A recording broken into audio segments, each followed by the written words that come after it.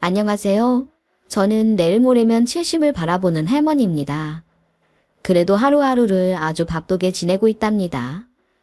요즘 손녀를 돌보고 딸내 살림을 하느라 아주 바쁘거든요.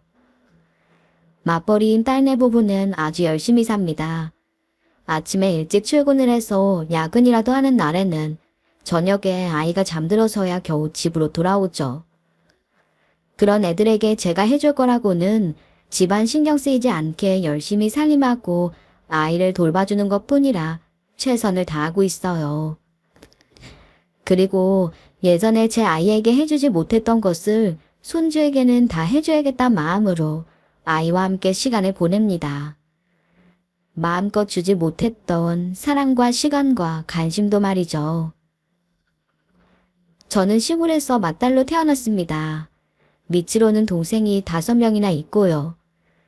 그래서 저는 아주 어릴 때부터 동생들을 업고 집안일을 하며 그렇게 컸습니다.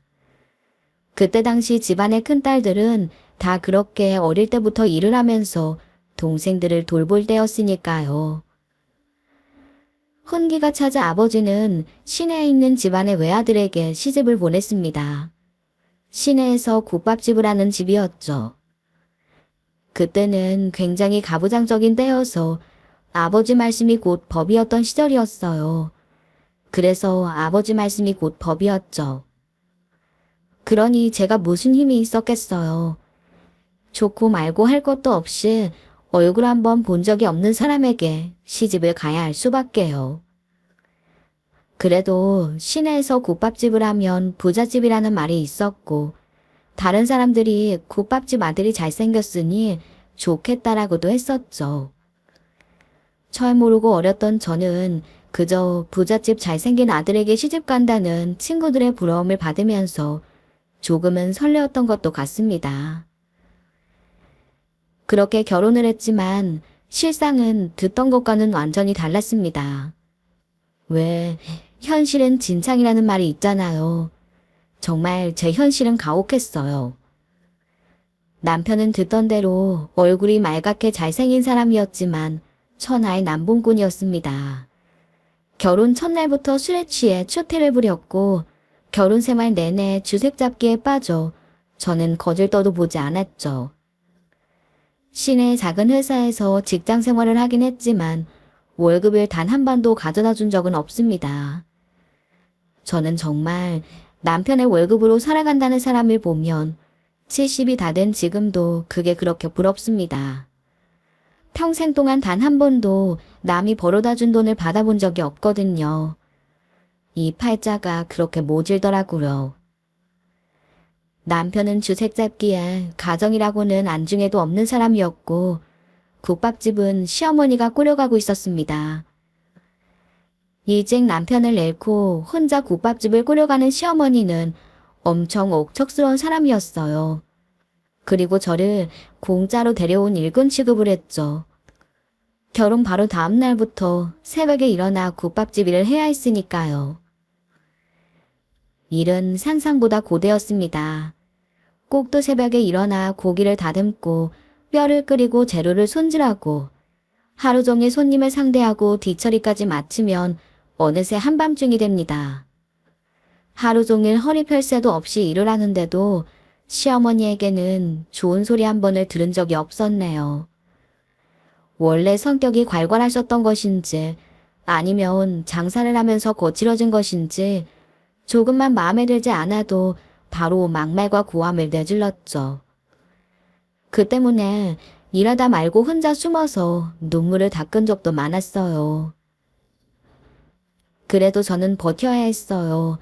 어디 갈 곳도 없었으니까요. 그 당시에 이혼이라는 건 신문에서나 보던 일이었지 저 같은 사람에겐 상상도 못할 일이었습니다. 그리고 여자 혼자 몸으로 어디 가서 살기도 쉽지 않은 게 실상이니까요. 그나마 가끔 장날에 동생들이 국밥집에 쭈뼛쭈뼛 들어오면 아무리 바빠도 한쪽에 자리를 만들어서 국밥 한 그릇씩 가득 퍼다 주고 그걸 먹은 동생들이 너무 좋아하는 모습을 보는 것이 낙이었습니다. 시어머니도 그걸 나무라진 않았죠.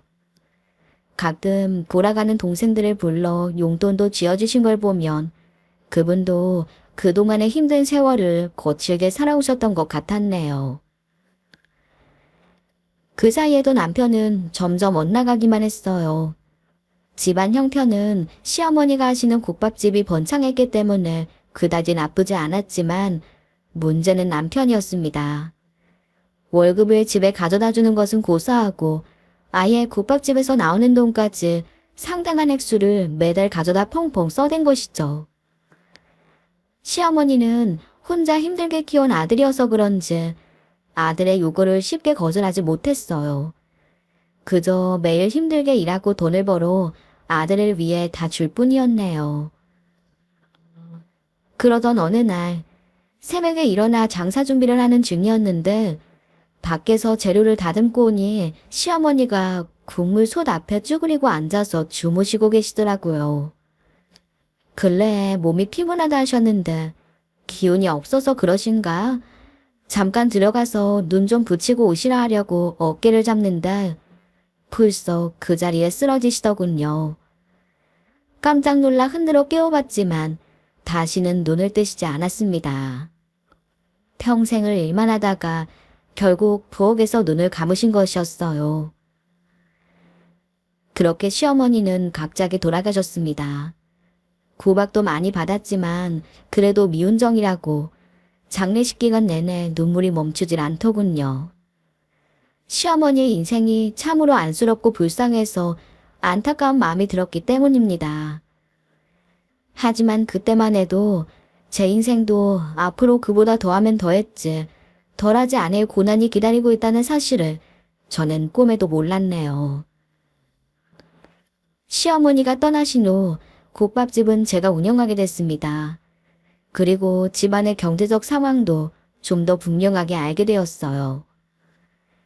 국밥집에서 벌어들이는 돈은 생각보다는 많지 않았습니다. 시어머니가 힘든 분들 상대로 장사하는 것이라고 국밥을 싸게 팔았기 때문이었죠.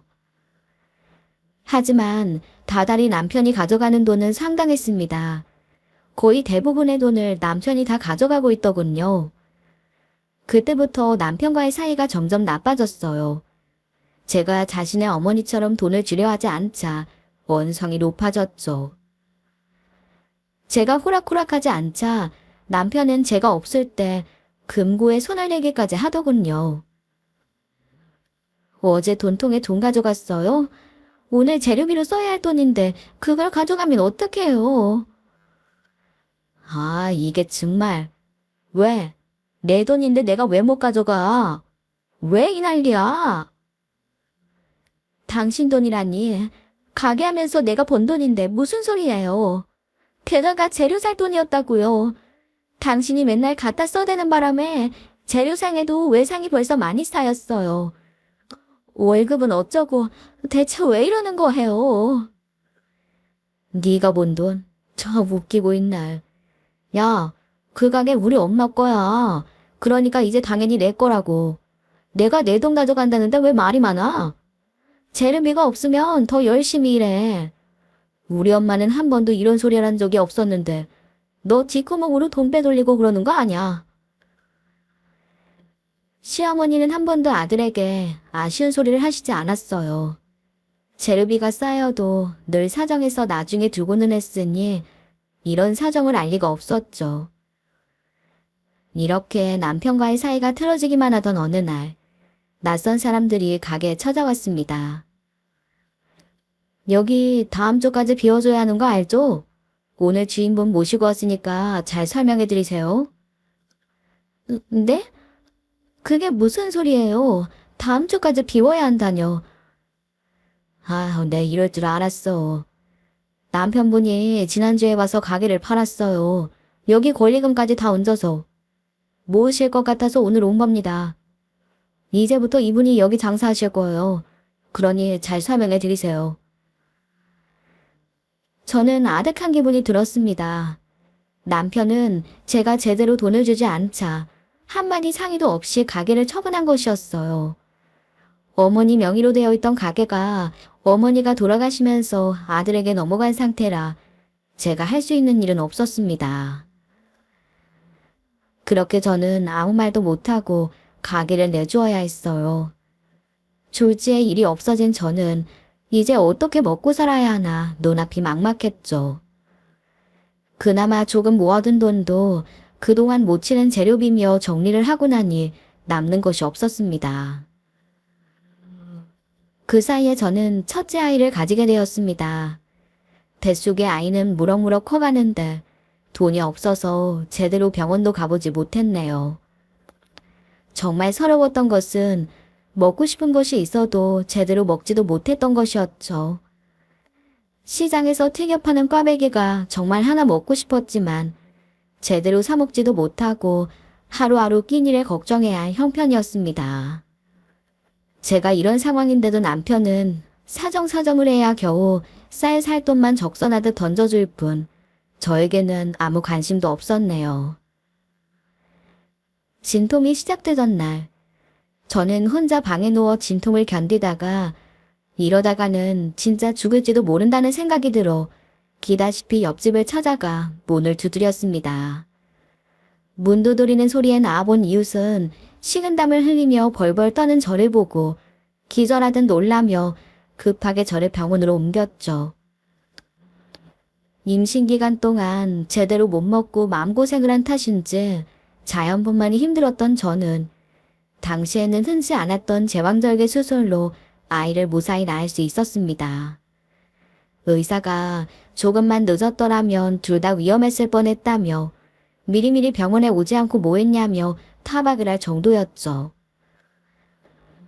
그렇게 간신히 첫 딸을 낳았는데 병원으로 찾아온 남편은 오히려 화를 내더군요. 난 그래도 아들일 줄 알고 기대했는데 고작 딸 하나 낳자고 병원에 와서 돈을 써? 아, 진짜 너는 인생에 보탬이 하나도 안 되는 년이야. 야, 나는 이 병원비 못 내니까 네가 내. 그는 이런 모진 말로 막 자신의 아이를 낳은 저를 죄인 취급했습니다. 저는 대꾸도 못하고 눈물만 흘렸네요. 보다 못한 의사와 간호사가 남편을 설득해 겨우 병원비를 내고 퇴원할 수 있었지만 그 이후에는 더더욱 기막힌 일만 남았어요. 야, 네 앞으로 들어간 돈이 얼만 줄 알아? 쓰잘데기 없이 딸년만 낳은 주제. 너 이 돈 당장 갚아? 안 그러면 저 딸년 다른 집에 식모로 팔아버릴 테니. 집으로 돌아와 젖을 물리고 있는 저에게 남편은 욕을 하며 이불을 걷어찼습니다. 몸조리도 못 찬 채 저는 3, 7일도 지나지 않은 딸아이를 업고 일을 할 수 있는 곳에 찾아다녀야 했죠. 다행히 저를 딱하게 여긴 예전 국밥집에서 저를 받아주어서 저는 그곳에서 한동안 일을 했습니다. 시어머니가 일구었고 제가 물려받아 번창시켰던 그 국밥집에서 손님들 시중을 하고 설거지나 하고 있는 신세가 처량했지만 찬밥 더운 밥 가릴 처지가 아니었죠. 그 이후부터는 가리지 않고 닥치는 대로 일을 했어요. 안 해본 일이 없을 정도로 말입니다. 아이를 업고 할 수 있는 일이면 청소든 설거지든 온갖 굳은 일도 전부 다 했습니다. 정말 다행히 딸아이는 갓난아기 때부터 시장 틈바구니 사이에서 등에 업혀 자랐지만 큰 잔병치레 없이 건강하게 잘 자라주었습니다. 걸음마를 할 때부터는 엄마가 일을 할 때 얌전히 저를 따라다니기도 했고 어린 나이 때부터 집에 혼자 있어야 하는 일에도 떼를 쓰지 않았어요. 저는 그런 아이를 보면 더욱 열심히 일했네요. 어느 순간부터 남편은 회사를 그만두고 집에만 틀어박혀 있더군요. 무슨 일을 하는지 알 수도 없었고 물어도 대답해주지 않았습니다.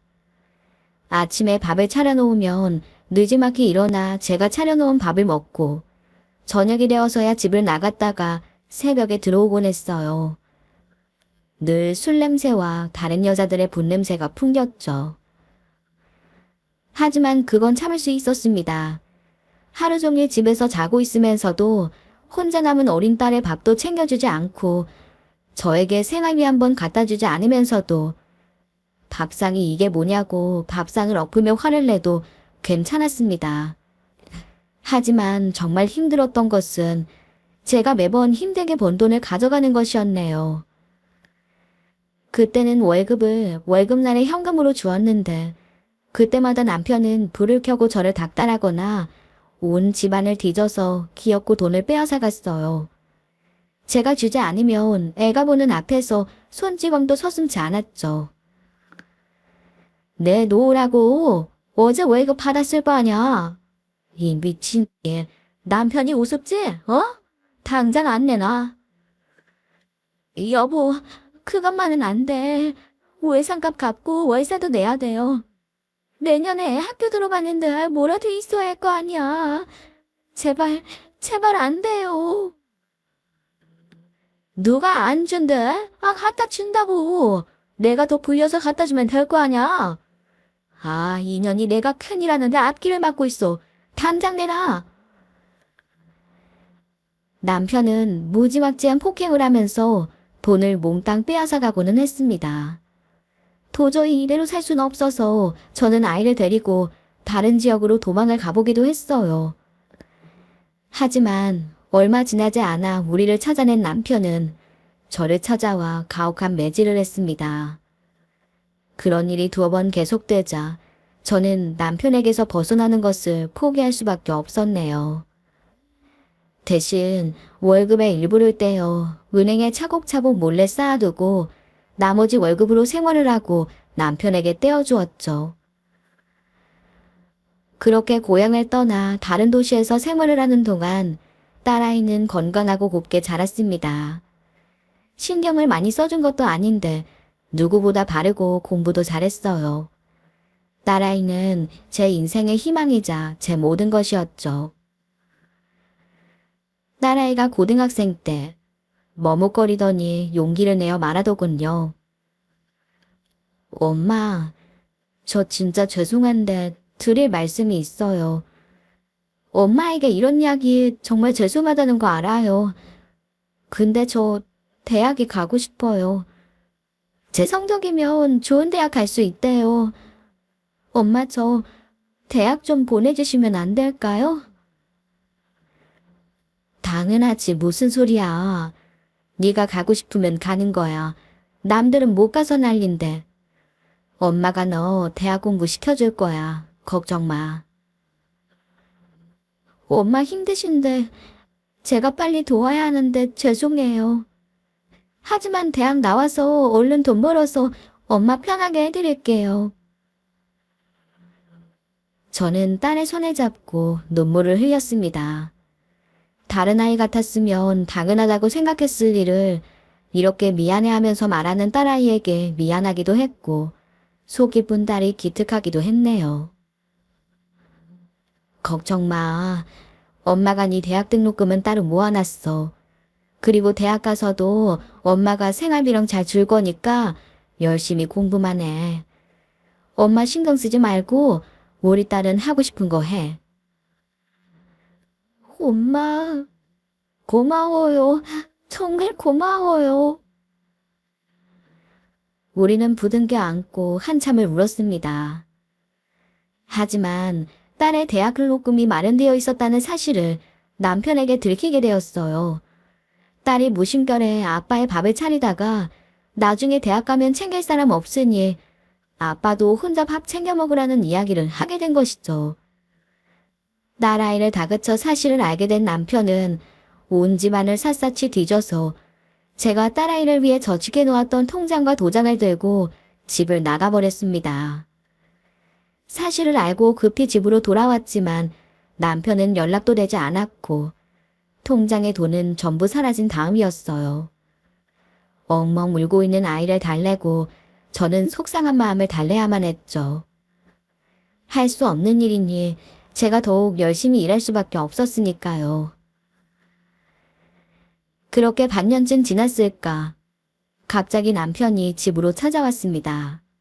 갑자기 국밥집을 열겠다고 하면서 같이 일을 하자고 하더군요. 국밥집을 하겠다고요? 그래, 너 해봤으니 잘할 거 아냐. 회사 다니면서 돈 버는 것도 지겹고 내가 작은 가게 하나 얻어놨어. 넌 가서 일하면 돼. 우리 엄마한테 배운 거 있을 거 아니야. 아직 무슨 돈이 있어서 가게를 얻어요. 당신은 가게 해본 적도 없잖아요. 아, 진짜. 하라면 할 것이지. 하여튼 너는 말이 많아. 아, 빨리 안 나와? 남편을 따라간 곳은 진짜 번듯한 식당이었습니다. 알고 보니 그 가게 주인은 남편과 한 고향 사람이었어요. 시어머니가 했던 국밥집을 잘 알고 있던 그 사람이 가게를 내고 남편을 찾아와 옛날 방식으로 가게를 열어보자고 했던 것입니다. 남편은 저에게 빼앗아간 딸아이 등록금을 들고 가게를 열었던 것이었어요. 시어머니가 하시던 레시피를 제공해야 하는 것이 좀 찝찝하긴 했지만 일단 저희는 가게를 시작했습니다. 그렇게 처음 가게를 시작하는 일은 무척 힘들었지만 우리 국밥집은 입소문을 타고 유명해지기 시작했어요. 하루 종일 손님들이 가득했고 방송에도 몇 번 나가는 유명한 가게가 되었죠. 저는 눈코 뜰 새 없이 바빴습니다. 남편에게 가게를 제의했던 사람은 가게 투자금만 내고 운영에는 손을 대지 않았고 남편과 제가 있었지만 남편은 거의 도움이 되지 않았네요. 손님 접대를 맡았지만 너무 서툴러 다른 직원을 고용해야 했고 직원과 관련된 일은 전부 제가 맡았어요. 하지만 하루 매출이 어떻게 되는지, 식당에서 벌어들이는 돈이 얼마인지는 저에게 절대 가르쳐주지 않았죠. 식당을 운영하는 매니저와 둘이서만 공유할 뿐이었습니다. 식당 매니저는 화려하게 생긴 중년의 여자로 수완이 대단해 가게를 잘 이끌었습니다. 남들은 남편과 그 매니저의 관계가 수상하다고 말했지만 사실 저는 별 관심이 없었어요. 그저 열심히 일해서 돈을 벌어 우리 딸을 공부시킬 생각뿐이었죠. 그러던 어느 날, 모처럼 쉬는 날이라 집에서 쉬고 있는데 남편이 집으로 왔더라고요. 놀랍게도 그 옆에는 매니저란 여자도 함께였네요. 아니에요. 웬일이에요? 매니저는 왜 같이 왔어요? 왜? 네가 알면 어쩌려고? 네까지 꽤 뭐라도 하려고? 야, 나 이제 나갈 테니까 내 짐이나 얼른 싸봐. 아니다. 여긴 내 집이니까 니들이 나가는 게 빠르겠다. 나가라니요? 오래 보고 어디 가라고. 대체 이게 무슨 일이에요? 알 것도 없고 내가 당장 지낼 곳이 없어. 난 이제부터 얘랑 살아야 하니까 빨리 둘 다 나가. 그게 무슨 소리야? 여긴 내 집이야. 나가려면 네가 나가. 이 여자 또 뭐야? 당장 나가라고. 그러자 남편은 제 뺨을 힘차게 휘갈겼습니다. 아, 진짜 이게 끝까지 구질구질하게 구네. 야, 이 집 얻은 돈도 어차피 우리 엄마가 개발한 메뉴로 번 돈 아냐. 네가 결혼해서 한 게 뭐가 있어? 맨날 우리한테 붙어먹고 산 주제. 애도 꼴랑 딸 하나 낳고. 이제 필요 없어. 됐으니까 내 인생에서 꺼지라고. 저는 더 이상 참을 수가 없었습니다. 새벽에 혼자 국을 끓이다 국솥 앞에서 잠자듯 돌아가신 시어머니를 생각해서도 이렇게 갈 수는 없었죠. 저는 악을 쓰며 남편에게 달려들고 매니저의 머리채를 잡아 뜯었어요. 하지만 곧 남편의 모진 매질에 나가 떨어져야만 했습니다.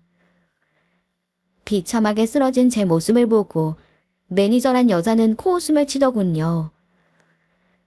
자기야, 여기서 이러지 말고 그냥 경찰 불러. 이 집 자기 앞으로 되어 있다며 그냥 내쫓으면 되지. 아우, 맨날 주방에서 일만 하더니 무식하기가 그지없네. 그때였어요. 우리 뒤로 앙칼진 고함 소리가 들렸습니다. 뭐? 지금 당신 뭐라고 했어? 말이면 다야. 그날따라 학원을 마치고 일찍 돌아온 딸이 이 광경을 전부 목격해버리고 만 것이었죠. 딸은 분노로 몸을 부들부들 떨고 있었습니다. 저는 얼른 눈물을 닦고 일어나 딸을 감싸 안았네요. 딸은 자신의 아버지를 향해 고함에 지르더군요. 당신이 그러고도 사람이야? 어떻게 엄마한테 이럴 수가 있어? 어떻게 이래? 이제껏 당신 먹여 살린 사람이 누군데? 남편은 얼굴이 빨개져 딸아이에게 성큼 다가오더니 짝하고 뺨을 갈기더군요. 아, 세상에서 가장 곱게 키운 내 딸에 감히 손을 대다니 저는 도저히 그 사람을 용서할 수 없었네요. 저는 그 앞으로 다가가 내 딸에게 손찌검한 나쁜 놈의 얼굴을 힘차게 갈겼습니다. 그리고 그 옆에 매니저의 뺨도 세차게 갈겼죠. 그래, 꺼져줄게. 다시는 니들 앞에 나타나지 않을 테니까 걱정하지 마. 하지만 깨끗하게 다 계산은 해야겠어. 내 몫은 다 가져갈 테니 그리 알아. 저는 딸아이의 손을 잡고 그 길로 돌아 나와 밖으로 나왔습니다. 눈물이 쏟아졌지만 저보다 더 우는 딸아이를 달래야만 했어요. 그렇게 우리는 살던 집에서 쫓겨났습니다. 기가 막힌 사실은 제가 그렇게 열심히 일해서 번 돈이 하나도 남아있지 않았다는 사실이었어요. 남편이란 놈은 장사가 잘 되는 것을 보고 혼자 돈을 벌 욕심에 그동안 벌었던 돈은 물론 빚까지 얻어서 동업자에게 나머지 지분을 몽땅 사들였던 겁니다. 그것도 웃돈을 얹어서 샀더군요.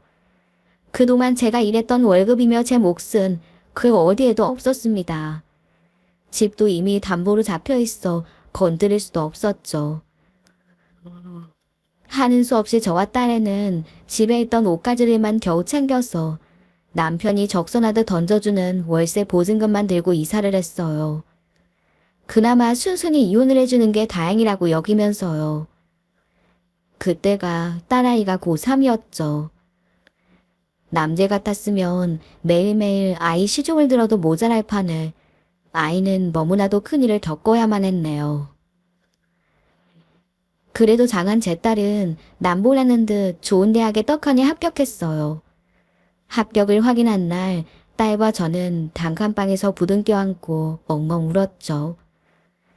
당장 대학 등록금이 문제였지만 그 옛날 가끔 국밥을 먹으러 왔던 동생이 조카의 등록금은 해주겠다며 돈을 내주었습니다. 예전에 시내 나가면 누나가 끓여주던 국밥 한 그릇이 얼마나 좋았는지 몰라. 누나네 시어머니도 말은 거칠어도 우리가 가면 꼭 용돈도 주셨어. 나 중학교 갈 때는 지나가는 날 불러서 신발 사라고 돈도 주셨고. 이제는 내가 도울 수 있으니까 혼자 고민하지 마. 그동안 힘들기만 하고 남은 것은 하나도 없다고 여겼는데 다른 사람을 위해 열심히 살아온 보람은 있는가 봅니다. 동생뿐 아니라 처음 가게를 할 때 같이 투자를 해서 동업을 했던 고향분도 아이 대학 가는데 보태라며 돈을 보내왔어요. 그 녀석이 하도 팔라고 해서 팔기는 했지만 참 아쉬워요. 진짜 고향 국밥 생각날 때마다 가서 먹을 수 있는 곳이었는데. 그 가게가 그렇게 잘 된 건 전부 재수 씨가 열심히 일을 해주신 덕분이니까 제가 작게나마 도움을 드릴 수 있게 해주세요. 저도 덕분에 돈 많이 벌었잖아요. 그렇게 아이는 무사히 대학에 진학하게 되었죠. 저도 예전 동업자의 도움으로 조그만 가게를 차리게 되었습니다.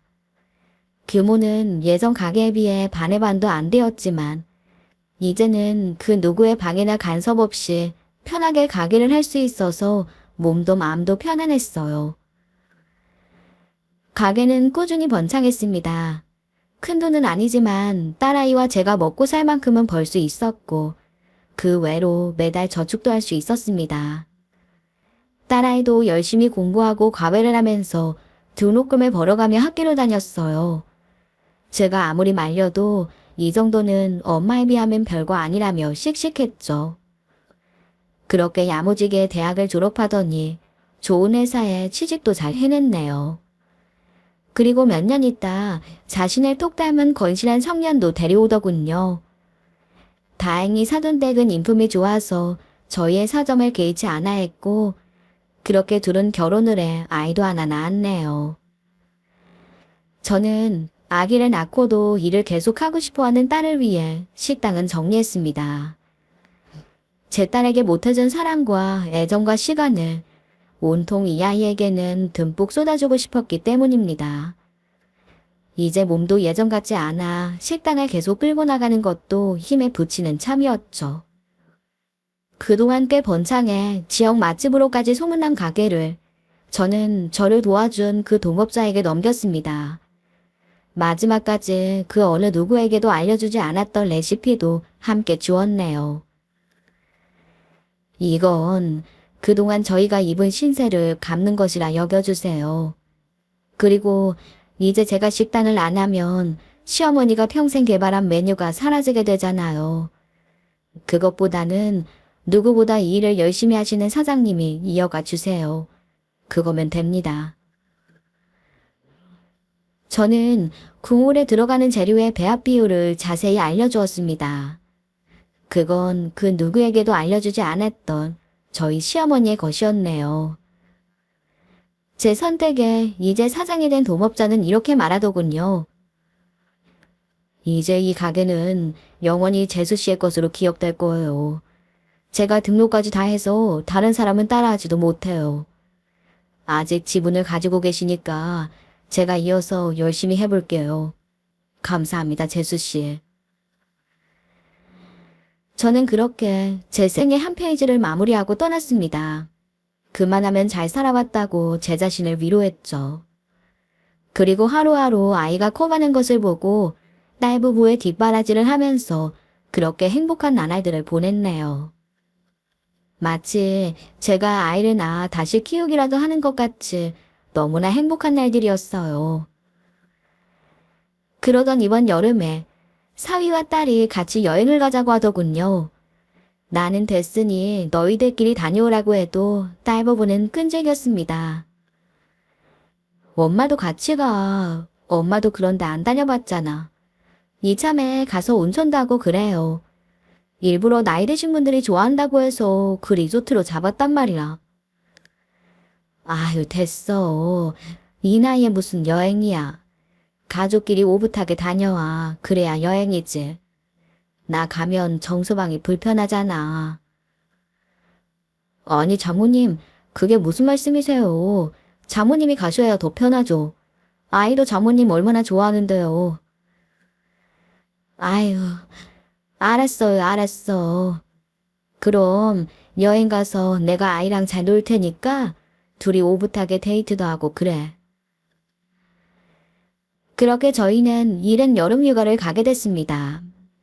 딸 부부가 예약한 곳은 경치 좋은 바닷가에 위치한 곳이었는데 노을이 지는 바다를 보며 온천욕을 할 수 있어서 가족은 물론 저 같은 노인들에게 인기가 아주 높았습니다. 고급스러워서 1박 가격도 만만치 않은 곳이었죠. 그곳에 도착해 귀여운 손주와 바닷가에서 모래놀이도 하고 맛있는 저녁도 먹고 멋진 풍경도 보면서 온천욕도 하는 꿈 같은 날들이 지나갔습니다. 3일이었지만 너무 행복하기만 했네요. 그런데 여행의 마지막 날, 이런 행복에 찬물을 끼얹는 일이 일어났어요. 헤어진 지 10년, 아니 빈몸으로 쫓겨나다시피 한 지 10년 만에 그 남편이란 놈의 면상을 그곳에서 마주하게 된 것입니다.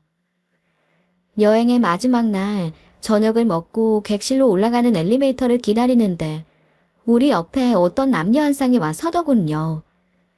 나이가 지긋한 게 노부부끼리 여행을 왔나 무심히 고개를 돌린 순간 저는 얼어붙을 수밖에 없었습니다.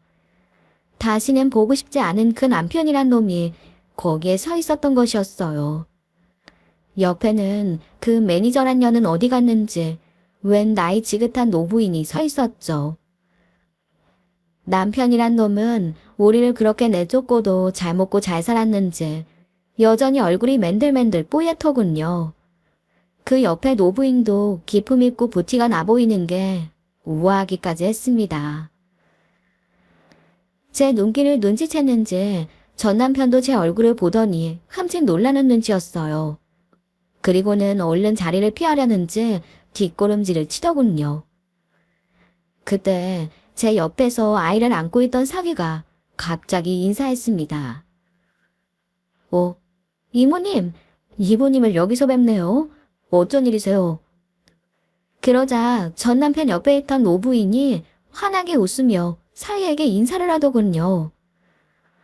어머나, 이게 웬일이에요? 여기서 다 만나네요. 가족끼리 여행 오셨어요? 네, 제처랑 장모님 모시고 여행 왔어요. 여사님도 여행 오셨어요? 남편분이신가 봐요. 안녕하세요. 그때 상대가 누군지 눈치챈 딸이 사위의 옆구리를 콕 찔렀습니다. 그리고 전 남편을 무섭게 노려보았죠. 전 남편은 10년 만에 만난 본인의 딸을 끝까지 모른 체 하며 외면하더군요. 정말 금수라도 저럴 수 있을까 하는 생각마저 들었습니다. 오랜만이네요. 제가 전혀 안 반가우신가 봐요.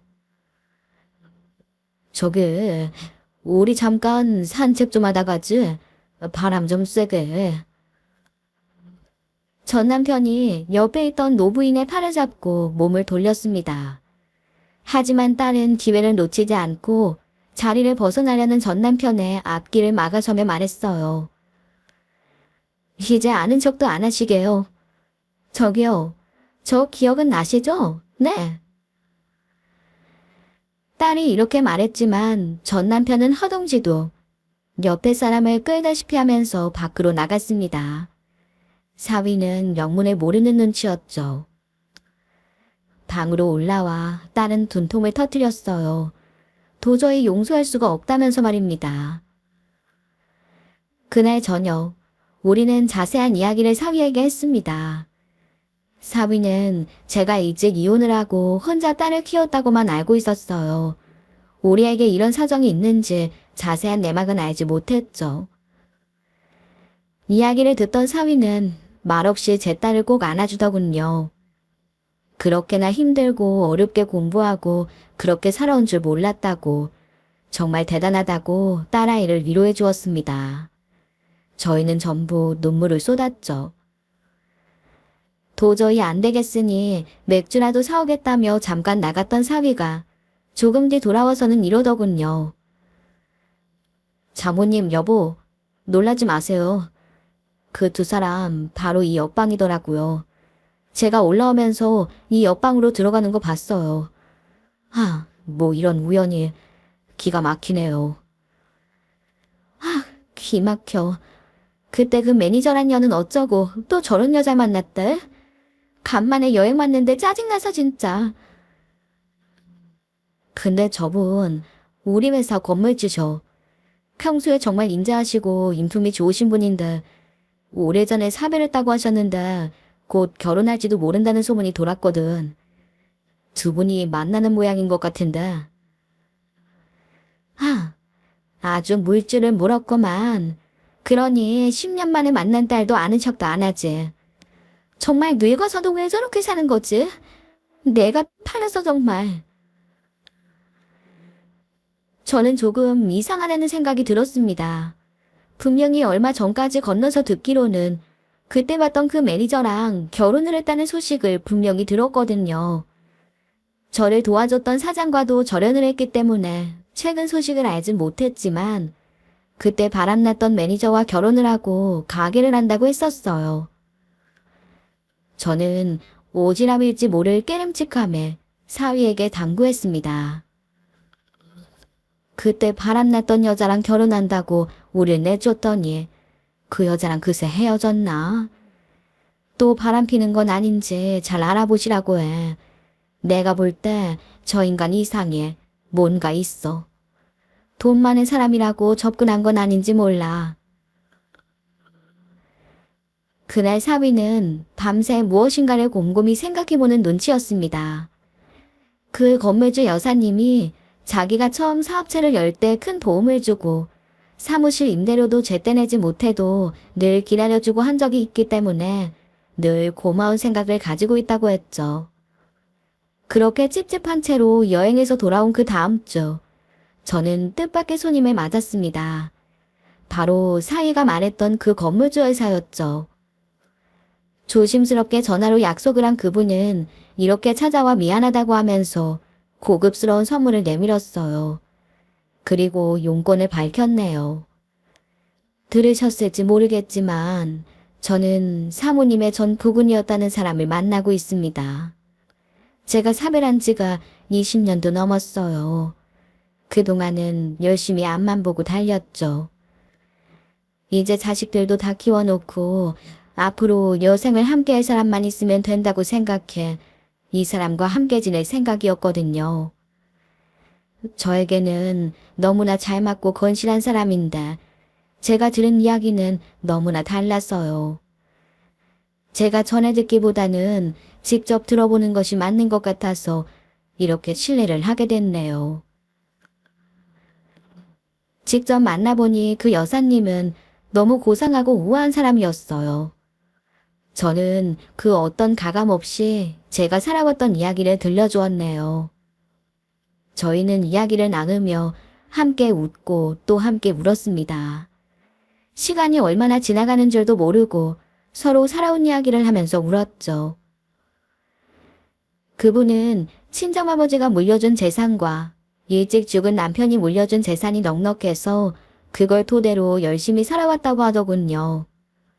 하지만 재산이 넉넉하면 또 그것대로 여자 혼자 몸으로 그 재산을 지키면서 살아가는 건 쉽지 않은 일이었다고 해요. 재산을 노리고 접근하는 사람들도 무수히 많았고요. 우리는 쉽게 서로를 이해하고 또 그만큼 그 마음을 헤아릴 수 있었습니다. 이야기를 마치고 그 여사님은 제 손을 꼭 잡아주었어요. 걱정 마세요. 그 모진 세월을 다 버티고 이렇게나 훌륭하게 살아오셨으니 꼭 보답을 받으실 거예요. 보세요. 따님이 저렇게 훌륭하게 잘 컸잖아요. 제가 힘들게 살아오신 그 시간 헛되지 않다는 거 조금이라도 보여드릴게요. 그 말이 그때는 무슨 의미인지 잘 몰랐습니다. 하지만 그분이 하신 말뜻을 저는 얼마 지나지 않아 아주 정확히 알게 되었죠. 한 달 정도 지났을까? 미친 듯 초인종을 누르는 소리에 놀라 인터폰을 보니 전 남편이 서 있더군요. 여길 대체 왜 찾아왔나 했더니 전 남편이 현관문을 발로 차고 두드리며 압을 써댔어요. 야, 너 나와. 끝까지 내 인생 앞길을 막으면 네가 뭐라고 나서 내 인생에. 너 때문에 망했어. 당장 안 나와. 안 나오면 내가 못 들어갈 줄 알아. 이 나쁜 년, 너 내가 보면 당장 죽여버릴 거야. 밖에서 현관문을 발로 차고 악을 쓰는 소리에 아기가 놀라서 울기 시작했습니다. 저는 경찰을 부르고 곧바로 딸과 사이에게 전화를 해 자초지종을 이야기했어요. 곧바로 달려온 경찰에게 전 남편이 쫓겨나간 뒤 딸과 사위가 돌아왔습니다. 아, 진짜. 전에는 나한테 그난리를 치더니 안 되니까 여기까지. 대체 이 집은 어떻게 한 거지? 뭐? 너한테 뭘 했다고? 그게 무슨 소리야? 그 부잣집 할머니랑 헤어졌다나 봐. 우리 때문이라고 난리를 치더라고. 전화로 욕을 하더니 직장까지 찾아와서 진상을 피우고 경찰에 신고하고 건물 경비가 출입을 금지해서 다시는 못 찾아오도록 했더니 집까지 올 줄은 몰랐네. 진짜 어이가 없네요. 우리 집은 대체 어떻게 한 거지? 전에는 제 사무실에도 찾아왔어요. 전화도 하고. 끈질기네요, 진짜. 그때였습니다. 전 남편이 다시 집을 찾아와 문을 두드리더군요. 경찰서로 갔다가 훈방 조치가 되자마자 다시 집으로 찾아온 겁니다. 문을 두드리고 발로 차며 욕을 해대는 전 남편의 모습을 저는 더 이상 참을 수 없었어요. 저는 아이를 딸에게 맡기고 현관문을 벌컥 열었죠. 그리고 전 남편을 향해 알을 썼습니다. 야, 이 미친, 여기가 어디라고? 네가 사람이야? 사람이냐고? 이 인연이 미쳤나? 야, 너 뭐라고 했어? 뭐라고 했길래 김 여사가 저렇게 나오는 거야? 너 아직 나한테 미련 있냐? 그때 사위가 나섰습니다. 저기요, 말 조심하세요. 지금 누구 보고 욕을 하시는 겁니까? 그리고 다른 사람 인생을 망친 건 어르신이잖아요. 왜 엉뚱한 자풀이에요? 오냐, 너구나. 네가 다 얘기했어. 이 자식의 창이더른도 못 알아보고. 이 새끼에 너도 한패구나. 딸년도 싸가지 없더니 아주 끼리끼리 잘한다. 도저히 참을 수 없었던 저는 찰싹 전 남편의 뺨을 시원하게 갈겼습니다. 얻어맞은 뺨을 감싸진 전 남편은 제가 이렇게 나을 줄 몰랐던 건지 얼이 빠진 모양이었네요. 저는 사위와 딸을 등 뒤로 감싸며 단호하게 소리쳤어요. 장인? 어디서 그런 더러운 소리를 내? 네 인생에서 꺼져달라고 한 건 당신이었어. 잊었어? 그래서 우리는 당신 인생에서 꺼졌고 당신과 우리 인연은 거기까지야. 김 여사? 그래, 내가 다 얘기했어. 당신 궁금해서 내가 사실대로 다 얘기했어. 내가 틀린 말 했어? 대체 무슨 소리 한 거야? 마구 악담만 했지. 악담? 당신에게는 그런 것도 아까워. 내가 왜 나랑 인연도 없는 인간 욕을 해? 그냥 있는 그대로 당신이 우리에게 한 거 그대로 얘기했을 뿐이야. 임신한 나에게 욕을 한 것, 딸 낳았다고 욕한 것, 쓸모없다고 꺼지라고 내쫓고 때린 것. 그냥 있는 그대로 얘기했어. 왜, 이것도 아니라고 해보게. 전 남편은 할 말이 없는지 그 자리에 가만히 있더군요. 저는 그 인간을 확 밀쳐냈습니다. 이제 내가 돌려줄게. 내 인생에서, 우리 인생에서 꺼져. 다시는 나타나지 마. 그때는 내가 무슨 수를 써서라도 당신 쳐넣을 거야. 아, 옛날에 나 때리고 돈 훔쳐간 걸로 신고하면 되겠네. 재수 없으니까 다시는 우리 애들 앞에 나타나지 마. 그땐 정말 가만 안 둬. 저는 그 말만 남기고 현관문을 닫았습니다. 이제 정말 다시는 저 인간과 엮일 일이 생기지 않기를 빌고 또 빌 뿐이었죠. 그리고 이런 일을 겪게 한 딸과 사이에게 미안한 마음뿐이었네요. 미안하다 진짜. 저런 꼴까지 보이게 했어. 정서방, 진짜 내가 미안해. 그러자 사위가 뜻밖의 말을 했습니다. 아니에요, 장모님. 정말 미안하실 일 하나도 없어요. 저는 오히려 이번 일로 장모님에게 고마운 마음까지 들어요. 제가 은혜를 입었다니까요. 그게 무슨 소린가? 여보, 장모님, 저희 이사 가요. 회사 근처에 아파트로 갈 수 있을 것 같아요. 알고 보니 그 건물주 라는 여사님은 상당한 부동산을 가지고 있던 사람이었습니다. 그 사실을 알고 그 전 남편이라는 인간이 접근한 것이었죠. 하지만 모든 사안을 알게 된 그 여사님은 전 남편의 뒷조사를 했더군요. 그렇게 알게 된 진실은 어마어마했죠. 전 남편은 저와 헤어지고 그 매니저라는 여자와 가게를 했어요. 하지만 국밥이 예전만 못하다는 얘기에 매출은 점점 바닥으로 떨어졌다더군요. 그런데도 정신을 못 차리고 오히려 가격을 올려서 손님이 더 줄었답니다. 그 와중에 그 매니저라는 여자가 가게와 집을 팔고 혼자 유유자적했다는 거예요. 결혼을 할 사이라고 생각했지만 전 남편이 알던 그 매니저라는 여자의 이름도 주민번호도 전부 가짜였죠. 전형적인 꽃뱀에 당한 것이었습니다. 그렇게 졸지에 전 재산을 잃고 길거리에 나앉게 된 전 남편은 겨우겨우 날품팔이로 생계를 이어가다가 그 사모님을 우연히 만나게 되었던 것입니다. 그리고는 자신을 아내에게 속아 전 재산을 빼앗기고 자식마저 빼앗긴 사람으로 포장을 했더군요. 그 사연에 마음이 갔던 사모님을 깨어 사실은 뒷구멍으로 여사님 소유의 건물 세입자들에게 돈을 빌리고 월세를 가로채는 짓까지 하고 있었던 것이었습니다. 모든 사실을 알게 된 사모님은 전 남편을 사기와 횡령으로 고발했고 거액의 손해배상도 청구했습니다. 그 사실을 안 전 남편은 제 딸과 사이의 사무실은 물론 저희 집까지 찾아와 행패를 부렸던 것이었어요. 그 사모님은 하마터면 큰일 날 뻔했다며 자신의 인생을 구해주었다고 크게 고마워했다고 해요. 그리고 사위와 딸이 일하는 시내의 아파트 한 채를 싸게 전세로 주겠다고 했습니다. 그때까지 저희는 비싼 집값 때문에 애들 직장과 꽤 떨어진 곳에 살고 있었어요. 그런데 사모님이 소개해준 집은 가장 노른자 위로 전셋값만 해도 어마어마한 곳이었죠. 그것과 더불어 사위의 사무실 월세도 깎아주었다고 합니다. 인생을 구해주었으니 이 정도는 해줘야겠다고요. 그리고 훌륭한 장모님을 두었으니 앞으로 더 열심히 일하라는 말과 함께 말이죠.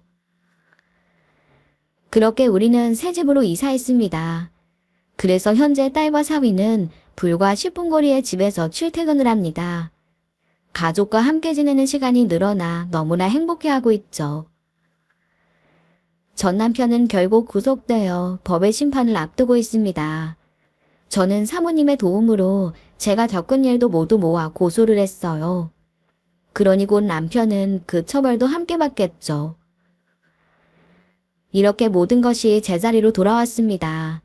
앞으로는 제 인생 이막을 열어볼 생각이에요. 손주를 키우며 딸아이를 키울 때는 하지 못했던 사랑을 쏟으며 제 자신도 잘 돌볼 생각입니다. 저는 권선징악이나 이런 말은 믿지 않았습니다. 제 인생은 늘 힘들고 어렵고 불행한 일만 있을 줄 알았는데 살다 보니 옛말 틀린 것이 없더군요.